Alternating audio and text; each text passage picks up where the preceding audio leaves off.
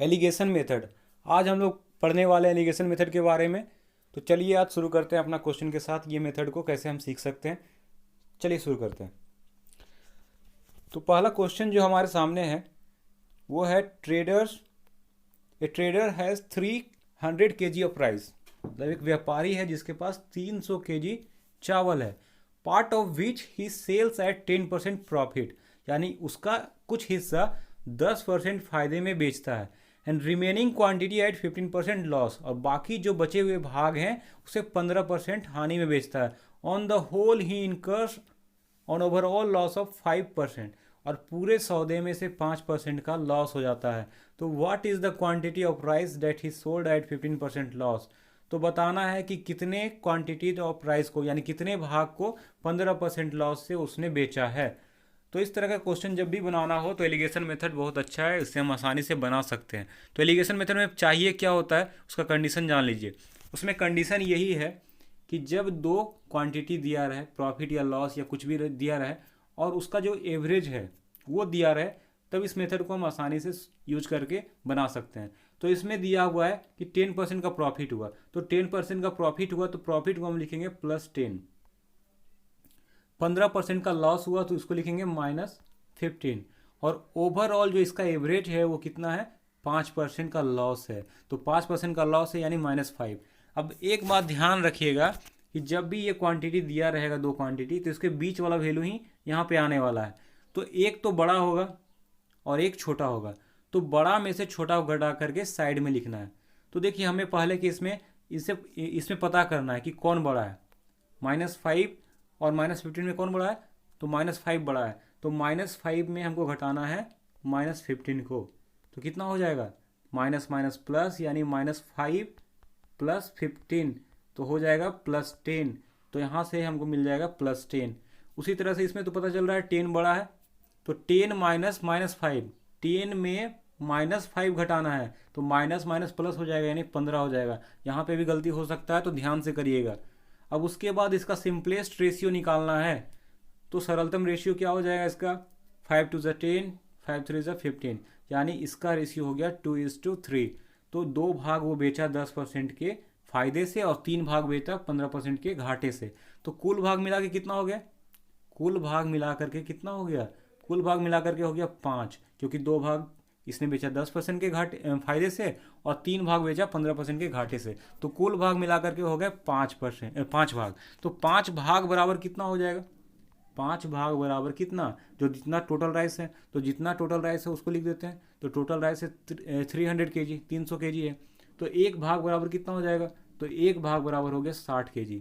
तो अब हमसे पूछा गया था कि कितने क्वांटिटी ऑफ राइस को 15% के घाटे से बेचा है। तो 15% के घाटे से कितने क्वांटिटी को बेचा है, तो इसमें हमने निकाला था, इसमें क्या आया था, 2:3 आया था, यानी यहाँ पे 3 हो जाएगा। तो 3 × 60 हो जाएगा 180 kg, यानी 180 kg को इसने घाटे में बेचा, मतलब 15% के घाटे से बेचा है। अगला क्वेश्चन देखिए, एक व्यापारी के पास 30 किलोग्राम चीनी है, जिसका एक भाग वो 10% लाभ और शेष 14% लाभ पर बेचता है।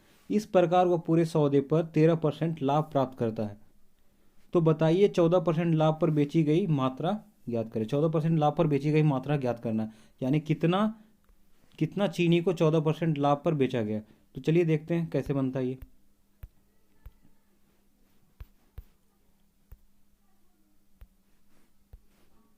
चलिए शुरू करते हैं। तो पहले हम बताए थे कि जो भी लाभ है या घाटा है उसके हिसाब से उसको लिख देना है। तो लाभ है 10% का, तो 10% का लाभ है, मतलब कितना लिखना पड़ेगा, +10। फिर उसके बाद बाकी को भी बेचा लाभ में ही, लेकिन वहाँ पर 14% का हुआ, तो 14% का लाभ हुआ, यानी 14%, यानी +14 लिख देते हैं। उसके बाद पूरे सौदे का जो एवरेज है वो है 13%, यानी +13 ही है। तो अब हम बोले थे कि जो बड़ा होता है उसमें से घटा करके लिखना है। तो बड़ा यहाँ पर 14 है, 14 में से 13 जाएगा तो कितना बचेगा, 1 बच जाएगा। इसमें 13 बड़ा है, तो 13 में से 3 गया तो कितना बचेगा, 3 बच गया। यानी पूरा जो रेशियो हो गया 1:3 का हो गया।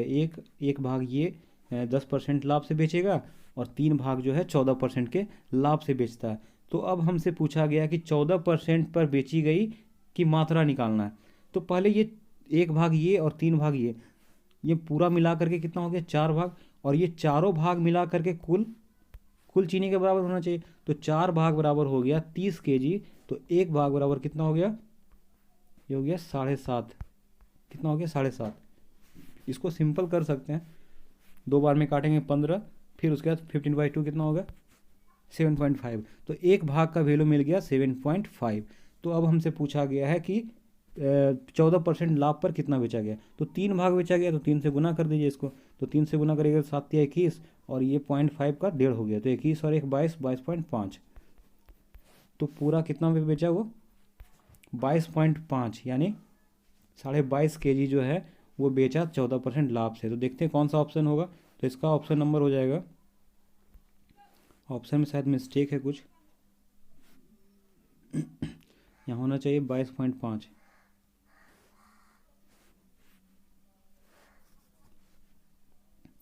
ठीक है, ऑप्शन में नहीं है कोई वैल्यू।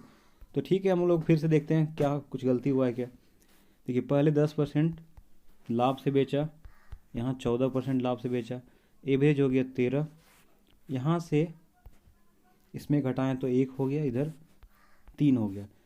तो 1 भाग जो है 10% के फ़ायदे से बेचा, और 3 भाग जो है 14% के फ़ायदे से बेचा।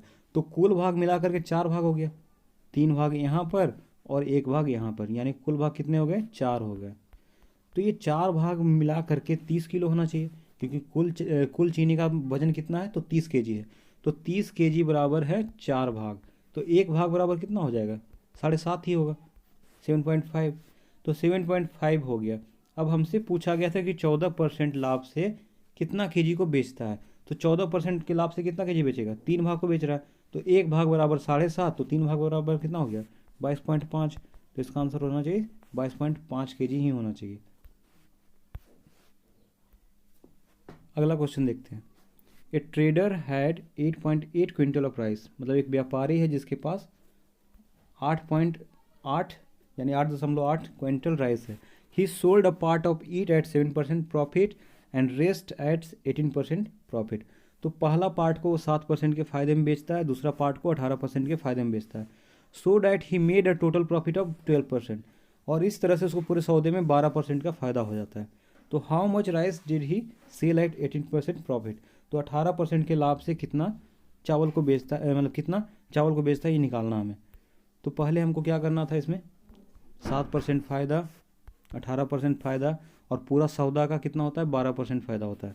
तो इसमें घटाइए, कितना हो गया 12 में से 7 गया तो कितना हो गया 5, 18 में से 12 गया तो कितना हो गया 6 हो गया। तो इसका सिंपलेस्ट रेशियो अनुपात है 6:5, यानी 6:5। अब देखिए 6 हिस्सा को बेचता है 7% के फ़ायदे से, और 5 हिस्सा को बेचता है 18% के फ़ायदे से। तो इस तरह से टोटल कितने हो गए, टोटल हो गए 6 और 5 11। तो 11 भाग बराबर हो जाएगा 8.8 क्विंटल। 11 भाग बराबर हो गया 8.8 क्विंटल हो गया।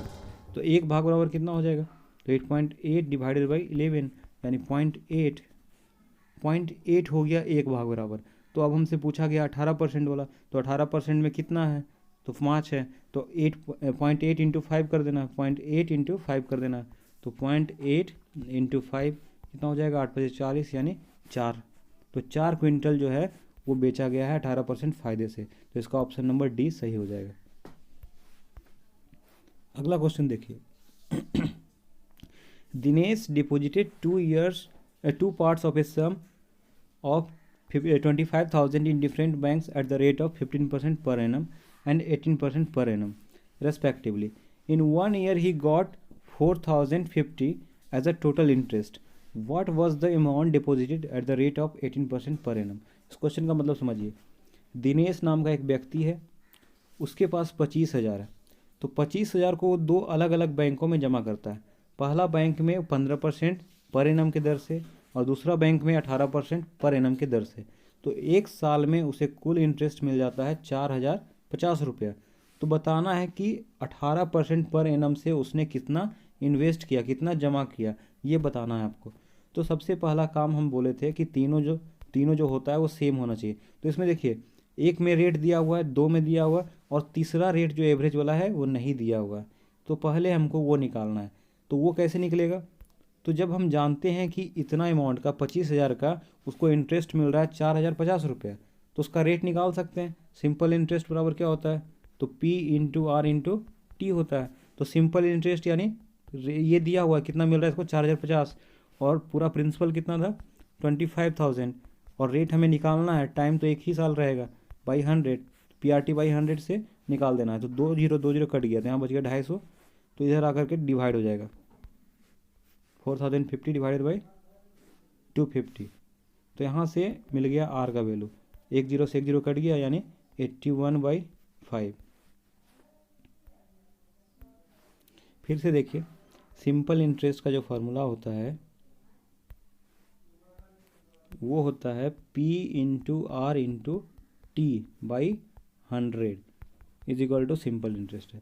तो सिंपल इंटरेस्ट दिया हुआ है 4,050 रुपया, प्रिंसिपल 25,000 है, रेट हमें निकालना है, टाइम 1 है, डिवाइडेड बाई 100।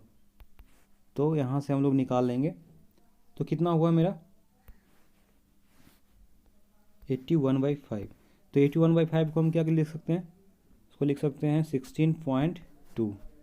16.2% हो गया इसका पूरा ओवरऑल रेट, जो है ओवरऑल रेट हो गया 16.2%। अब फिर से जैसे हम करते थे वैसा ही करना है। तो क्या करना है, 15% एक जगह, 18% दूसरे जगह, और ओवरऑल इसको मिला 16.2। अब देखिए इसमें बड़ा में से इसको घटाना, तो कितना बच जाएगा यहाँ पे 1.8, इधर कितना बच जाएगा, इधर बच गया 0.8, नहीं 0.8 नहीं सॉरी, इधर बच गया 1.2।